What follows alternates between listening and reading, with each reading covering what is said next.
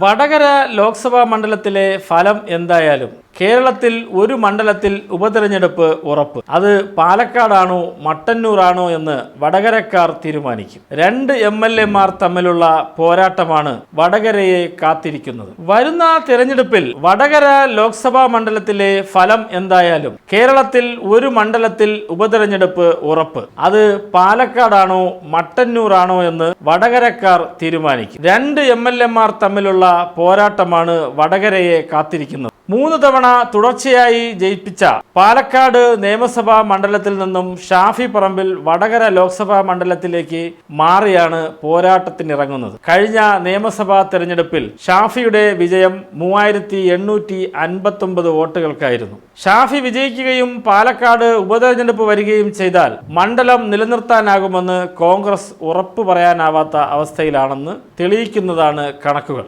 2016 ഷാഫിയുടെ 17,483 വോട്ടുകളുടെ ഭൂരിപക്ഷമാണ് കഴിഞ്ഞ തവണ ഇ ശ്രീധരനോടുള്ള മത്സരത്തിൽ കുത്തനെ ഇടിഞ്ഞത്. പാലക്കാട് ഉപതെരഞ്ഞെടുപ്പ് വന്നാൽ അത് UDF-ന് അഗ്നിപരീക്ഷയാകും. എല്ലാ കാലത്തും ഇടതുപക്ഷത്തിന്റെ അടിയുറച്ച കോട്ടയായ മട്ടന്നൂരിൽ KK ശൈലജയ്ക്ക് കഴിഞ്ഞ നിയമസഭാ തെരഞ്ഞെടുപ്പിൽ ലഭിച്ച ഭൂരിപക്ഷം 60,963 വോട്ടുകളാണ്. ഇത്തവണ വടകര ലോക്സഭാ മണ്ഡലത്തിൽ ശൈലജ വിജയിച്ചാൽ മട്ടന്നൂരിൽ ഉപതെരഞ്ഞെടുപ്പുണ്ടാകും. അങ്ങനെ വന്നാൽ പാർട്ടിക്ക് ഒട്ടും ആശങ്ക വേണ്ടാത്ത മണ്ഡലമാണ് മട്ടന്നൂർ എന്ന ആത്മവിശ്വാസത്തിലാണ് CPM.